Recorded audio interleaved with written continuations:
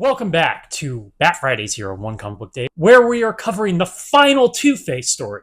The final Two-Face story so far in Detective Comics 80, The End of Two-Face. That's a very definitive title. This is the end of the Two-Face trilogy that started just a few issues back. It's just been so long because I put off a lot of this, and the switching between Detective Comics and Batman and doing it once a week. That feels like it was forever ago when I talked about the first two Two-Face stories, which I really like. They're very good stories, surprisingly good.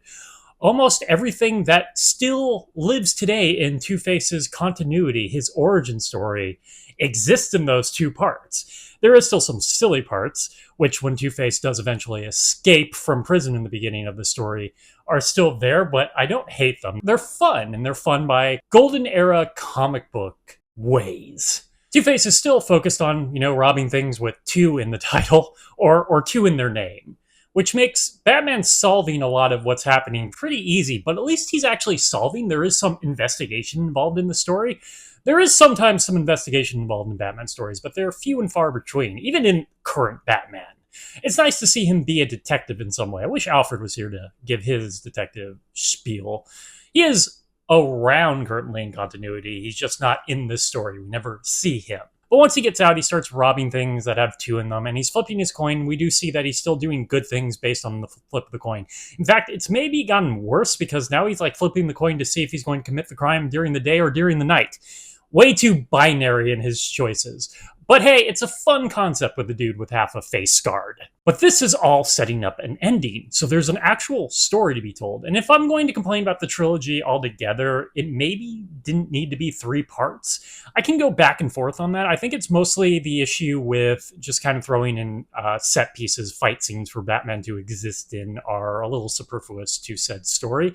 They definitely go more hand in hand compared to a lot of action scenes in Golden Age stories for any superhero. But there is a little more of a point. So eventually, Gilda, Two-Face's wife, fiance, I think wife here, gets involved. And he accidentally shoots her and feels real bad about it. It's actually kind of like the Crime Doctor where something bad happens and we have to stop everything so someone can be saved. But it's specifically Gilda. And Gilda is going to die because Harvey doesn't love her anymore. Remember, this is still Harvey Kent, not Dent yet. So she's sort of like Padme. She's just going to die from a broken heart. But Harvey still cares about her, at least half of Harvey still cares about her, and he does everything he can to keep her alive. This is like the halfway point of the comic, and it's an actual emotional beat. Beautifully set up, and it pays off. So how are we going to actually do a climax to the story? Well, his lieutenant in crimes is not happy about this change of heart from Harvey, and grabs him, so to force him to tell him what the plan was, so the crime can still happen. Batman, being Batman, of course, solves this. Once again, some investigation involved and saves Harvey and takes out the actual crooks. Harvey, in the end, gets plastic surgery and is made to look whole. He looks completely fine, and him and Gilda will live happily ever after. Batman gets to keep the scarred coin as a token to put in his trophy room that doesn't exactly exist yet. But unfortunately, because we know the future, none of this is going to hold. And I'm actually really excited to see how they pull out of this. But as for its own little story, it's quite good. I really like it. It's so good. Harvey had a well thought out 3-part story that has just a wonderful conclusion. Love triumphs all. And he is rewarded for that. He still goes to jail, only for a year. That's actually kind of ridiculous. He should be going to jail for a lot longer. Can't remember if he's actually killed anyone. He's definitely come close. His henchmen have definitely come close to killing people. But everything seems to be doing well as long as you believe in the good in somebody. And hey, I can get behind that in Golden Age comic books. But unfortunately, due to, and this has always been my hot take, I don't think a lot of these comics should have these kind of combined continuity. I think things would have been stronger if every single time, say, a new creative team takes over, it's a new continuity.